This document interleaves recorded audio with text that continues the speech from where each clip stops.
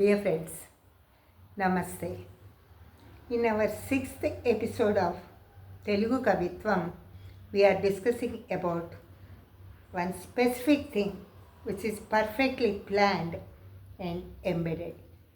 Till now, we have discussed and we introduced ourselves to Marga Kavitvam, Desi Kavitvam and Vastu Kavitvam, 3 different styles of Telugu Kavitvam. And in our present episode, we are just capturing the beauty of all these 3 and we are embedding them in a beautiful way.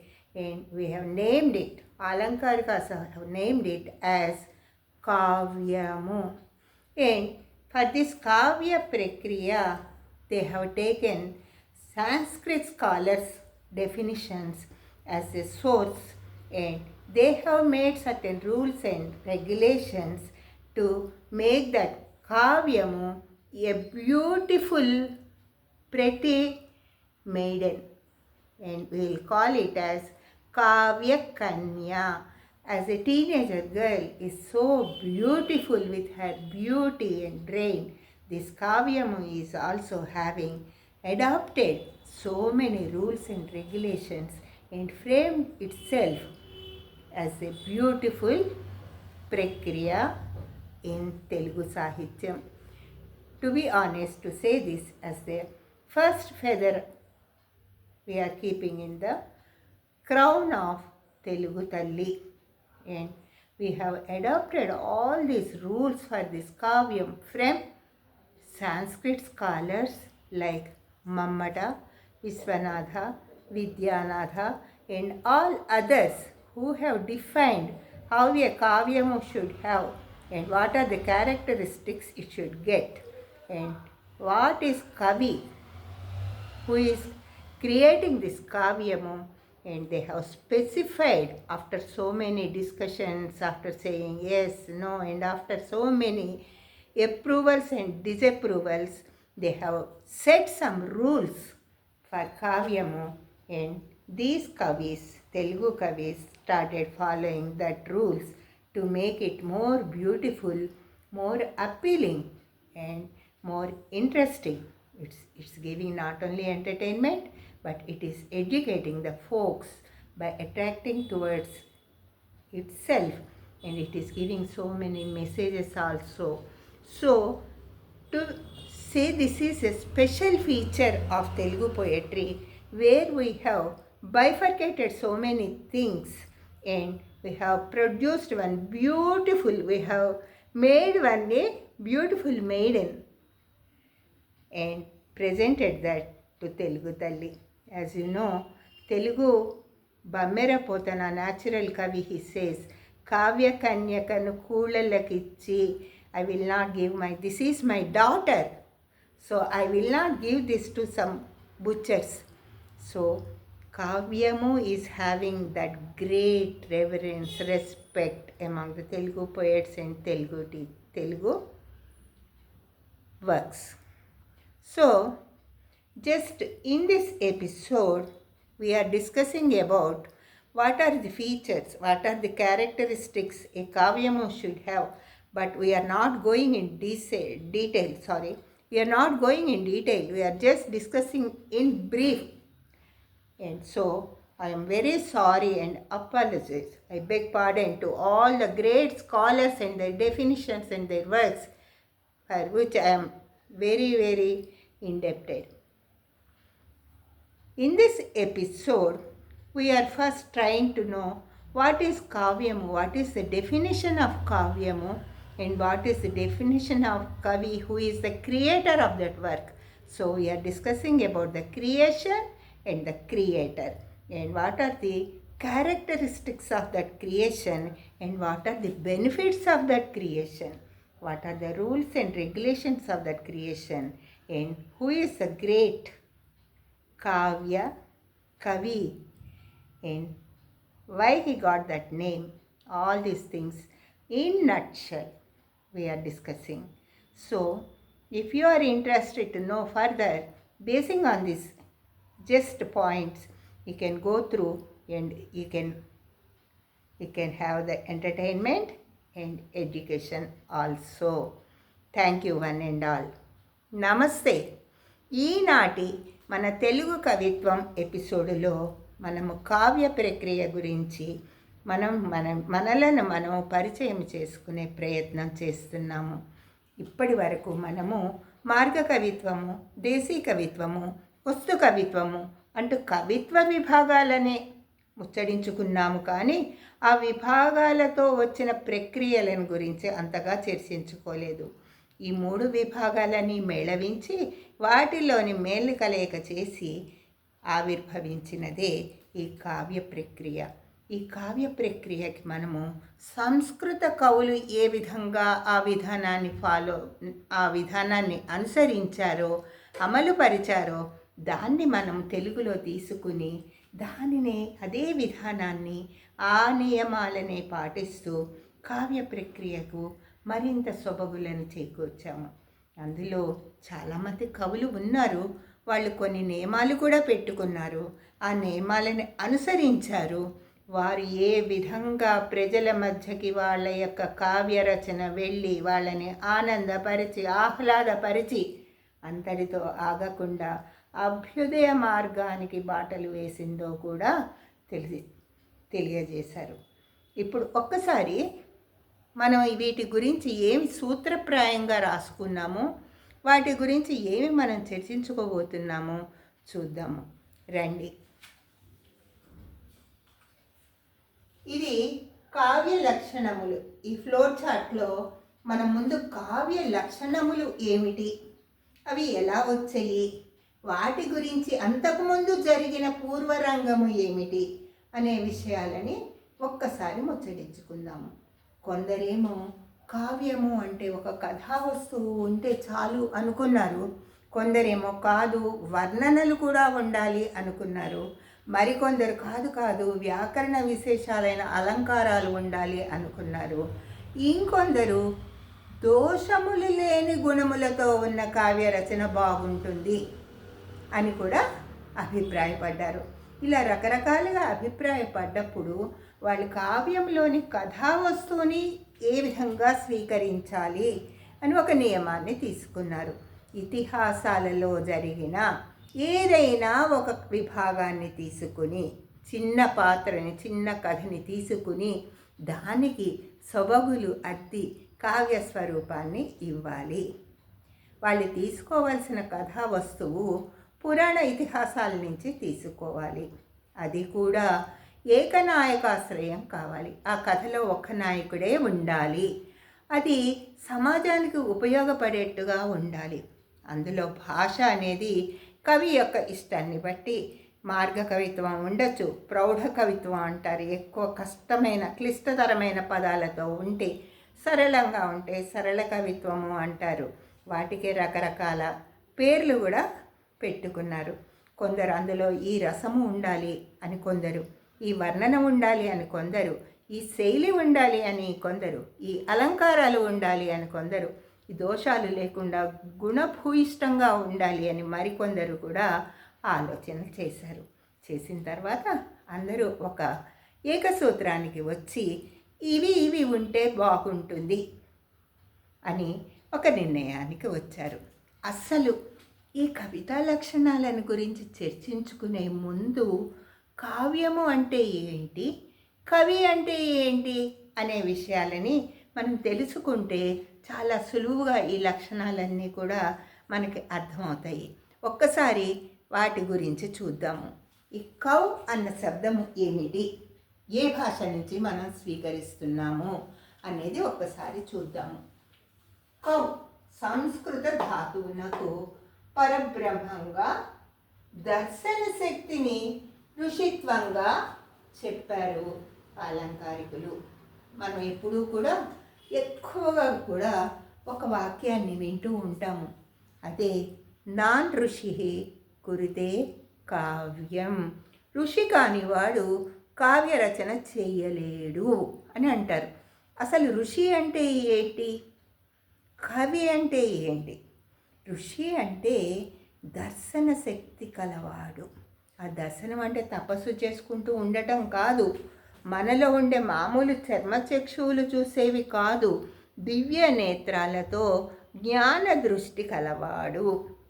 Come అనే శబ్దానికి, ఇది సంస్కృత శబ్దము, పరమాత్మ అనే అర్థం ఉంటుంది.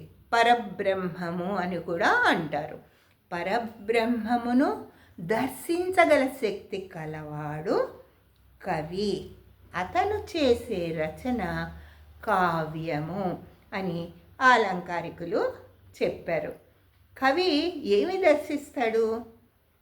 దర్శించడం వల్ల ఏమి లాభం జరుగుతుంది అని మనకు ఒక సందేహం కూడా రావచ్చు.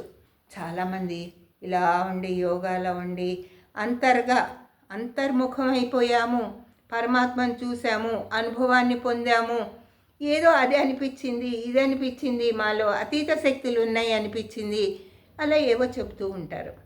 అంతవరకు అది వాళ్ళకి మాత్రమే పరిమితమై ఉంటుంది.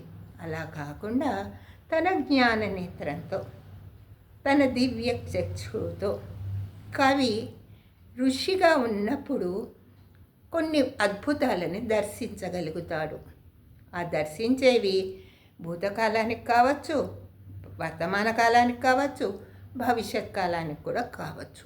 ఆ దర్శించినవి ఆయన ఒక్కడే తన కొరకే ఉంచుకున్నాడు అనుకోండి, అప్పుడు దానివల్ల ఉపయోగం తక్కువ ఉంటుంది, అది అందరితో అంతరించిపోతుంది. అలా కాకుండా దానికి ఒక రూపకల్పన చేయటము, ఒక భాషని తీసుకోవటము, భాషతో పాటుగా ఔచిత్యాన్ని కూడా పాటించటము, అలంకారాలని చేయటము, అందించటము, అలంకరించటము. అదేవిధంగా ఏ విధంగా పదములను ఒక చోటి నుంచి ఒక చోటికి తీసుకుని రావాలి, ఆ పదాలు ఎవరికి ఇప్పుడు మనకి ఇవ్వదలుచుకుంటున్నాం, ఈ కావ్యం యొక్క ప్రయోజనం ఏమిటి అనేది కూడా ఆలోచించి క్లిష్టతరమైన పదాలు పెట్టాలా, మామూలుగా ఉండే సరళతరమైన పదాలు పెట్టాలా అనేది కూడా కవి నిర్ణయించుకుంటాడు. ఈ విధంగా వచ్చిన కావ్యము వల్ల చాలా ఉపయోగాలు ఉంటాయి.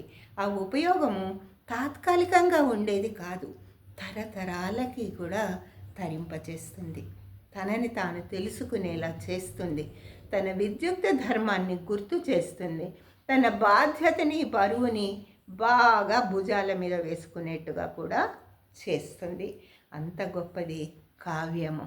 కాకపోతే చాలామంది అంటారు ఈ కావ్యము అనేది కాంతా సంహితము, వేదాలు అనేవేమో ఆజ్ఞాపించినట్టుగా, ఆదేశించినట్టుగా నువ్వు చేసి తీరాల్సిందే అని ఒక నిర్బంధం పెడితే ప్రజల్లో కానీ పాఠకుల్లో కానీ దాని ఎందు సుముఖతతో ఉండేవాళ్ళు కొంతమంది ఉంటారు, విముఖత చూపించే వాళ్ళు మరికొంతమంది ఉంటారు. అలా కాకుండా ఈ పురాణాలు అవన్నీ కూడా మిత్ర సంహితాలుగా, ఎప్పుడైతే వేదాలని ప్రభు సంహితాలుగా గుర్తించారో పురాణాలని మిత్ర సంహితాలుగా అని మిత్రుడు చెబుతాడు.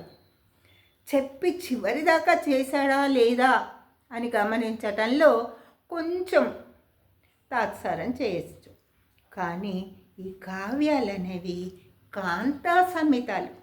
ఒక తల్లిగానో, ఒక చెల్లిగానో, ఒక అక్కగానో, ఒక భార్యగానో ఎంతో ఓర్పుతో నేర్పుతో మనము చూస్తూ ఉంటాం. నిగమ శర్మ అక్క అని కథలో ఆవిడ ఎంతో ఓర్పుతో నేర్పుతో అన్నీ చేస్తూ ఉంటుంది. అదేవిధంగా కావ్యము కూడా ప్రజలకు ఏమి తెలియచేయాలి, పాఠకులకు ఏమి అందియాలి, అది వాళ్ళు నా దగ్గరికి రావాలంటే నేను ఎంత ఆసక్తికరంగా నన్ను నేను మలుచుకోవాలి, నాలో ఉండే రసపోషణ ఎంత బాగుండాలి, శైలీ రీతులు ఎంత బాగుండాలి, నేను తీసుకునే కథా వస్తువు తెలిసిన కథా వస్తువు అయితే దాన్ని తొందరగా వాళ్ళు అన్వయించుకోగలుగుతారు. కాబట్టి ఒక ఇతిహాసంలోంచి తీసుకునే కథా వస్తువు ఉండాలి అని ఇలా పరి విధములుగా ఆలోచించి దానిని చాలా పగడ్బందీగా చేర్చి అన్నీ అందులో ఉండేట్టుగా, లక్షణాలన్నీ ఉండేట్టుగా, హేతువులన్నీ ఉండేట్టుగా, దాని యొక్క ప్రయోజనాలు కలిగేట్టుగా చేసేవాళ్ళు కవులు. అందుకే వాళ్ళని కవీశ్వరులు, కవి బ్రహ్మ అని కూడా అంటారు. మన తిక్కన గారికి కవి బ్రహ్మ బిరుదు ఉందనుకుంటున్నాం కదండి. కావ్యాలను సృష్టించే ప్రతి వ్యక్తి కవి బ్రహ్మయే. అయితే మనం ముందు అసలు ఈ కావ్యాలకు ఉండాల్సిన లక్షణాలేంటి, ఆ కావ్యం అనే ఆ సాహితీ ప్రక్రియ ఎన్ని విధాలుగా విభజింపబడ్డది అనే విషయాన్ని ముందు చర్చించుకుందాము. కావ్యము అనే సాహితీ ప్రక్రియ ఏ విధముగా ఎన్ని విధములుగా వర్గీకరింపబడినది అన్నప్పుడు ఏ విధంగా మనము ఒక ఉపాధి, ఊపిరి అని రెండు మనలో ఉంటున్నాయి. ఈ ఉపాధికి లోపల దాగి ఉన్నది ఊపిరి. అదేవిధంగా ఈ కావ్యము కూడా శరీరము, ఆత్మ అని కలిగి ఉంది. ఈ రెండింటినీ గుర్తించి శాస్త్ర సమ్మతమైన విషయాలని అందులో జొప్పించిన కవి క్రాంతదర్శనుడు. అంటే క్రాంత అంటే మంచి మార్గము, మేలు, వెలుతురు వీటన్నిటిని చూపించగల వ్యక్తి కవిగా ఉండి ఈ కావ్యములో ఈ శరీరముగా ఏముంది, ఆత్మగా ఏముంది అనే వాటి యొక్క విశిష్టతని తెలుసుకోగలుగుతాడు. అయితే ఏమైందంటే కావ్య శరీరము ఇతివృత్తము అని ఒక నిర్ణయానికి వచ్చారు. మన శరీరం ఎలా ఉంటుందో, ఈ ఇంద్రియాలతో ఎలా ఉంటుందో అదేవిధంగా మనిషి అన్నాక ఇలా ఉంటారా, ముక్కు ఉంటుంది, కళ్ళు ఉంటాయి, మూతి ఉంటుంది, చేతులు కాళ్ళు అన్నీ ఉంటాయి అంటే అందరు కరెక్టే అంటారు. అదేవిధంగా కావ్యము యొక్క శరీరము ఇతివృత్తము అంటే కథాంశము. అది ఏ పురాణం నుంచో ఏ ఇతిహాసం నుంచో తీసుకుని ఇంతనే సూక్ష్మంగా తీసుకుని దానిని విస్తరింపచేసే ప్రక్రియ. కావ్య శరీరము దానికి బీజము ఏ విధంగా గర్భస్థ శిశువు ఉంటాడో, తర్వాత పెరుగుతాడో, తర్వాత మనిషిగా వస్తున్నాడో, ఈ కావ్యానికి బీజము కూడా ఇతివృత్తము తన పురాణాల్లోంచి కానీ ఇతిహాసాల్లోంచి కానీ స్వీకరించబడుతుంది. అది అందరూ ఒప్పుకున్నారు అలంకారికులు. కానీ ఆత్మ విషయంలో మాత్రం విభిన్న అభిప్రాయాలు వచ్చినాయి. ఏక అభిప్రాయంతో లేరు. కొందరు అందులో వర్ణనలు ఉంటే కావ్యం అన్నారు, కొందరు అలంకారాలు ఉంటే కావ్యం అన్నారు, కొందరు అందులో కథావస్తువు బలంగా ఉంటే కావ్యం అన్నారు, మరికొందరు దోషములు లేని గుణములతో నిండినది కావ్యము అని కూడా అన్నారు. ఇన్ని రకాలు చేసుకున్న తర్వాత వాళ్ళందరూ కూడా దానికి ఒక 7 గుణాలు, కొందరు రసము ధ్వని ఉన్నది కావ్యము అని కూడా అన్నారు. అవన్నీ అయిపోయిన తర్వాత వాళ్ళు 7 లక్షణాలని కావ్యంలో ఉండాలి. ఆ 7 లక్షణాల సమ్మేళనం కావ్యంగా మారుతుంది. అది సరి అయిన కావ్యంగా ఉంటుంది, నిబద్ధ కావ్యంగా ఉంటుంది అని కూడా నిర్ణయించుకున్నారు. ఆ 7 లక్షణాలు ఏమిటి అంటే గుణము, రీతి, వృత్తము, రసము, పాకము, శయ్య, అలంకారము. మళ్ళీ ఇంకొకసారి చదువుతున్నాను. గుణము, రీతి, వృత్తము, రసము, పాకము, శయ్య, అలంకారము. అందులో గుణము అంటే ఏంటంటే ఎటువంటి తప్పులు, దోషములు లేకుండా ఉండవలసిన బాధ్యత కవిది. కావ్యములో దోషములు జొప్పించకూడదు, జాగ్రత్త పడాలి. అదే కాకుండా రీతి అనేది ఏంటంటే ఈ కావ్యంలో ఉండే కథలను చెప్పటానికి చాలా పరుషమైన, కష్టతరమైన పదాలని వాడాలా, సరళమైన పదాలని వాడాలా, వ్యావహారిక పదాలని వాడాలా, ఏ పదాలను నేను ఎంచుకోవాలి, దానినే కొందరు శైలి అని కూడా అంటారు. దానికే పేర్లు కూడా పెట్టారు.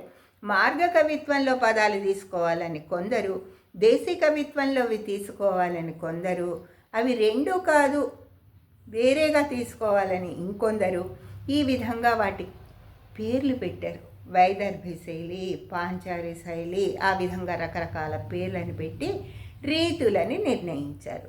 ఆ రీతి అయిన తర్వాత వృత్తము అంటే దానిని ఒక పవిత్ర కార్యంగా తీసుకోవాలి. కవి కావ్యరచన చేస్తున్నాను అన్నప్పుడు ఒక దీక్షతో, ఒక నియమంతో దానిని ఒక పవిత్రమైన ఒక రచనగా తీసుకుని గౌరవిస్తూ చేయాల్సింది వృత్తము.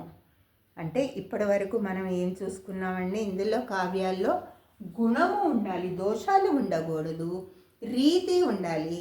రీతి అంటే ఎటువంటి పదజాలము, మరీ కష్టమైనదా, కొంచెం అర్థమయ్యేవా, చాలా తేలిగ్గా అర్థమయ్యేవా అనేది కూడా ఆలోచించి తీసుకోవాలి.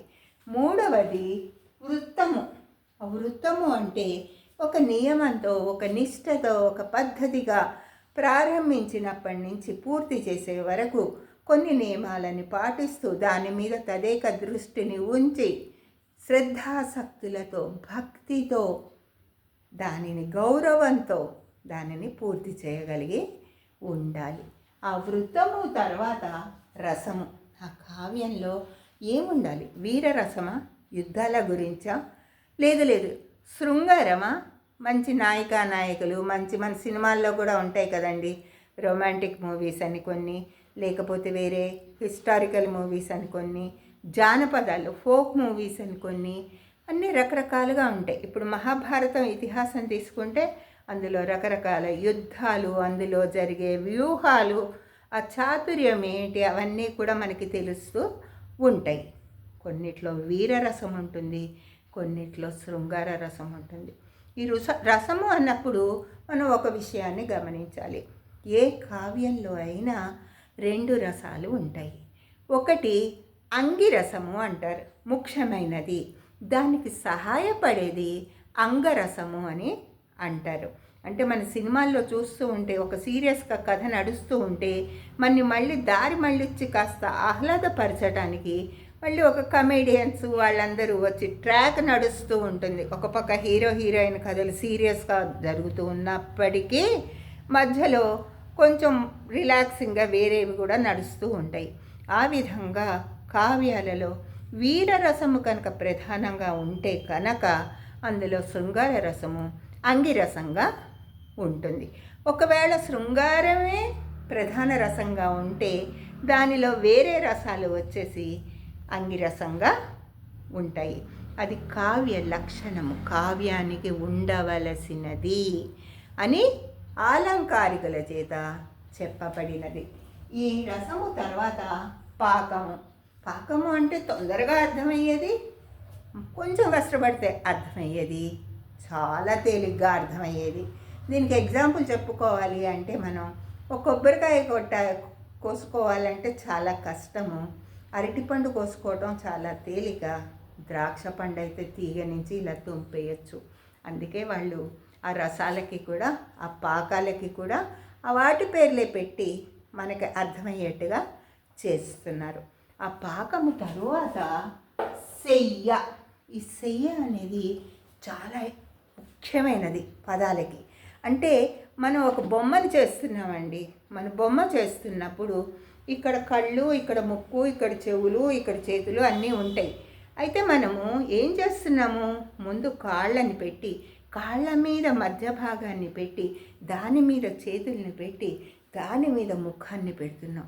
ఆ ముఖంలో కూడా ముక్కు, ముక్కు కింద పెదవులు, పెదవుల కింద గడ్డము, ఆ విధంగా వచ్చేట్టుగా చేస్తున్నాము. ఏ విధంగా అయితే అవయవాలను అమరిక చేస్తున్నామో అదేవిధంగా కావ్యంలో ఎటువంటి పదాలని మనము తీసుకోవాలి, వాటిని ఎక్కడ కూర్చాలి. ఇదే మన సాఫ్ట్వేర్లో ఎంబెడెడ్ సిస్టమ్స్ అంటారు. అంటే ఎక్కడెక్కడవో తీసుకొచ్చి వాటన్నిటిని సమకూర్చుకుని ఒక ఆకారాన్ని, ఒక పనిముట్టుని తయారు చేయటం. అదేవిధంగా కావ్యము కూడా తన రూపుదిద్దుకోవాలి అనుకుంటే కవి వాటికి శయ్యా సౌందర్యాన్ని ఇవ్వాలి. అంటే ఏ పదాలని తాను స్వీకరించాలి, స్వీకరించిన పదాన్ని ఏ పద్ధతిలో పెట్టాలి, ఏ ప్రదేశంలో పెట్టాలి. అప్పుడు ఆ కావ్యమును మనం చదువుతుంటే పాఠకులకి ఆసక్తి కలగాలి. ఆ కావ్యంలో ఇంకా ఏముందో, తర్వాత ఏం జరుగుతుందో అనే ఆసక్తి కలగాలి. ఆ పొందిక చాలా చక్కగా ఉండాలి. పూత పోసినట్లు అంటారు, పూత పూసినట్లు అని కూడా అంటారు. ఏ విధంగా చూసుకున్నా ఈ కావ్యంలో ఈ శయ్య వైచిత్రి చాలా అద్భుతంగా చేయటం కవి యొక్క నేర్పరితనం మీద ఆధారపడి ఉంటుంది. అదే కాకుండా అలంకారాలు కూడా చెప్పారు. 7 లక్షణాలని కావ్యాలకి నిర్దేశించారు. అది గుణము, గుణము తర్వాత రీతి, రీతి తర్వాత వృత్తము, వృత్తము తర్వాత రసము, రసము తర్వాత పాకము, పాకము తర్వాత శయ్య, శయ్య తర్వాత అలంకారము. ఈ విధంగా చేస్తే కావ్యము అనేది చక్కటి కన్నె పిల్లలాగా తయారయ్యి హాయిగా మన ఇంట్లో నడయాడుతూ ఉంటుంది. ఈ కావ్యాన్ని ఇంత లక్షణంగా తయారు చేయాలి, సృష్టించాలి, రచించాలి, మనకు అందించాలి అంటే ఆ సృష్టికర్త ఇంకెంత గొప్పవాడై ఉండాలి, ఆ సృష్టికర్తకి ఏమేమి లక్షణాలు కలిగి ఉండాలి అనేది ఒక్కసారి చూద్దాము. ఆ కవికి ఇవేమో కావ్య లక్షణాలు మాట్లాడుకున్నాం ఇప్పటి వరకు. ఇప్పుడు కవికి ఉండవలసిన లక్షణాలను గురించి మాట్లాడుతున్నాం. కవికి ప్రతిభ అనేది మొట్టమొదటి తప్పనిసరిగా ఉండవలసిన లక్షణము. ఆ ప్రతిభనే శక్తి అని కూడా అంటారు. ఆ ఉన్న ప్రతిభ ఏం చేస్తుందంటే, ఇప్పుడు ఋషిగా ఆయన అన్నీ చూశాడు, పరమాత్మని చూశాడు, ప్రకృతిని చూశాడు, అన్నీ చూశాడు అనుకుంటున్నాం. ఆయన ఏమేమి చూశాడో మనకి చెప్పగలిగే నైపుణ్యం ఆయనకి ఉండాలి. ఆ నైపుణ్యాన్ని వ్యుత్పత్తి అని కూడా అంటున్నారు. ప్రతిభ అంటే ఆయన యొక్క శక్తి సామర్థ్యాలు, ఆయన యొక్క విచక్షణ జ్ఞానము, వివేకము, ఆయన చూడగలిగిన యొక్క నిష్ట, గొప్పతనము, దానిని ఆయన చూసి ఆయన ఊరుకోకుండా మనకి దాన్ని మార్చి అందించే శక్తి, నిపుణత. దానిని అలంకారికులు వ్యుత్పత్తి అని అంటున్నారు. ఉత్పత్తి కూడా ఉందయ్యా, నీ దగ్గర ప్రతిభ ఉంది, దాన్ని అందరికీ ఎలా అందించాలో కూడా ఉంది, అలా అందించేస్తాను అంటే కుదరదు. దానికి కావలసినది సాధన. ఆ సాధనని అభ్యాసము అని అంటారు. అంటే కవికి కావలసినవి 3 లక్షణాలు. అవి కవికి ఉన్న అర్హతలు. అప్పుడే కావ్యం రమణీయంగా వస్తుంది.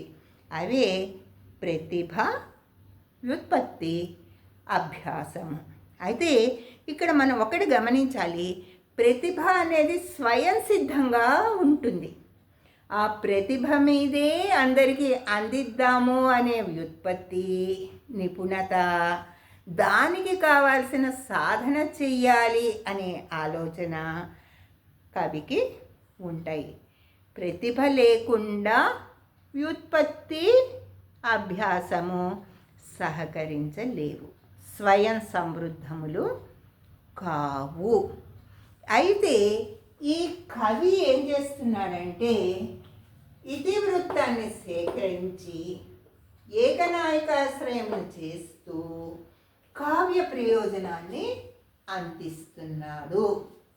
శబ్దార్థములు రసము, అంగిరసము, అంగరసము, ధ్వని, వర్ణనలు, అలంకారాలు, ఇవన్నిటినీ కూడా కలిగి ఉంటుంది కావ్యము. అయితే మన తెలుగు కావ్యాల్లో మొట్టమొదట మనకి ప్రాచుర్యంలో ఉన్నది ఉత్తర హరివంశము.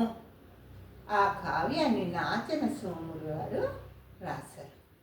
తర్వాత ఏమైందంటే రాను రాను శ్రీనాథ యుగంలోకి వచ్చేటప్పటికి కావ్య యుగము అంటమే మొదలుపెట్టారు. ఇప్పటి వరకు మనం ప్రాంగణయ యుగము, నన్నయ యుగము అట్లా చూసుకున్నాం, తిక్కన యుగము, శివకవి యుగం అని. కానీ అవి వేరే కవుల పేర్లతో ఉన్నాయి. ఇక్కడ మాత్రము కావ్య యుగము అని ఒక సాహితీ ప్రక్రియ తనకంటూ ఒక స్థానాన్ని పటిష్టంగా ఏర్పరచుకుంది. అందులో కూడా కొందరు ఒక కావ్యము, 2 కావ్యాలు రాశారు. మరికొందరు ఏంటంటే శ్రీనాథ మహాకవి లాంటి వాళ్ళు మాత్రం వాళ్ళ ప్రతిభా సంపత్తులు అసలు అసమానాలు కాబట్టి, అసాధారణాలు కాబట్టి ఆయన కావ్యాల్లో వివిధ రకాల ప్రక్రియల్ని రాశారు. ఎప్పుడైతే వీరరసం ఒకటే కావ్యంలో ఉండాలి అన్నారు, శృంగారం ఉండాలన్నారు, దానికి అంగిరసం ఉండాలన్నారు, దాని తర్వాత కావ్య ప్రక్రియ రకరకాల రసాలని, నవరసాల్లో ఒక్కొక్క రసాన్ని తీసుకుని సాంఘిక ఉపయోగానికి, కవి యొక్క ప్రతిభా విశేషాలని చాటడానికి తాను ముందుకు రావటం మొదలుపెట్టింది. ఈ విధంగా శ్రీనాథ మహాకవి ఏం చేశారంటే భక్తిరసం ఒకటే కాదు, కథాకావ్యాలు కూడా రాద్దాము. కథాకావ్యాల్లో కథ ఎక్కువగా ప్రాధాన్యతని కలిగి ఉంటుంది. అలంకారాలు, వర్ణనలు, రసము, శైలి, శయ్య ఇవన్నీ కూడా ఉంటాయి. కథాకావ్యమే కాకుండా క్షేత్ర కావ్యాలని రాద్దాము. క్షేత్రాల యొక్క గొప్పతనాన్ని తెలియజేద్దాము. క్షేత్రాలే కాకుండా భక్తి కావ్యాలను కూడా రాద్దాము. భక్తి కావ్యాలే కాకుండా చారిత్రక కావ్యాలు కూడా రాద్దాము. సరే, ఇవన్నీ రాసాం, ఈయనకి ఇంతే వచ్చు, ఈ భాష వచ్చు అనుకుంటారేమో. కాదు, ప్రౌఢ కావ్యాలని కూడా రాద్దాము అని కావ్యాలలో రకరకాల విభాగాలని చేస్తూ ఒక మహాకవి, శ్రీనాథ మహాకవి, కావ్యయుగకర్త, కావ్యయుగ కవిగా ప్రసిద్ధి పొందిన శ్రీనాథ మహాకవి రకరకాల రచనలని చేశారు. అవే శృంగార నైషధము అనేది ప్రౌఢ రచన, హరవిలాసము కథారచన, భీమఖండము క్షేత్ర రచన, శివరాత్రి మహత్యము భక్తి రచన, మరుత్తరాట్ చరిత్ర ఇది అలభ్యము చారిత్రక రచన. ఈ విధంగా రకరకాల విభాగాలతో కావ్య ప్రక్రియని రోజు రోజుకి దిన ప్రవర్ధమానం చేస్తూ శ్రీనాథ మహాకవి చరితార్థుడయ్యాడు. ఆయన అవటమే కాకుండా పోతన, సమకాలికుడైన పోతనతో కూడా కావ్య రచనలు చేయించడం మొదలుపెట్టారు. ఈ కావ్యం వల్ల ఉపయోగం ఏంటి అని మనకి ప్రశ్న వస్తుంది. కావ్యం ఏం చేస్తుందంటే పాఠకులలో పఠనాశక్తిని కలిగించి ఆహ్లాదము, సందేశము 2 అందిస్తూ ఉంటుంది. చదవాలని ఆసక్తి కలిగితే ఆహ్లాదంగా ఉంటుందని చదువుతారు. అందులో ఏదో ఒక సమస్య, దానికి సమాధానము, పరిష్కారము చూపిస్తారు కాబట్టి దానిని బట్టి వాళ్ళకి సందేశం కూడా కలుగుతుంది. అంటే ఇది ఎడ్యుకేషన్ ఇస్తుంది, ఎంటర్టైన్మెంట్ కూడా ఇస్తుంది కావ్య ప్రక్రియ. అదే కాకుండా కాంతా సమితంగా ప్రజలందరినీ తన దగ్గరికి చేర్చుకుని వారికి మరింత చేరువయ్యి ఇంకా ఆదర్శప్రాయులుగా చేయగలిగింది. ఈ కావ్యమే ఇంకా వర్ణనలు, ఇంకా మరికొన్ని నిబంధనలు తనతో తెచ్చుకొని మహాకావ్యము, విశేష కావ్యము, ప్రబంధము అని రూపుదిద్దుకుంది. ఈ విధంగా ఈ కావ్యము తన యొక్క గొప్పతనాన్ని చాటుతూ తెలుగు తల్లి కిరీటంలో ఒక మణిపూసలాగా మెరిసిపోతోంది. నమస్తే. జై తెలుగు తల్లి.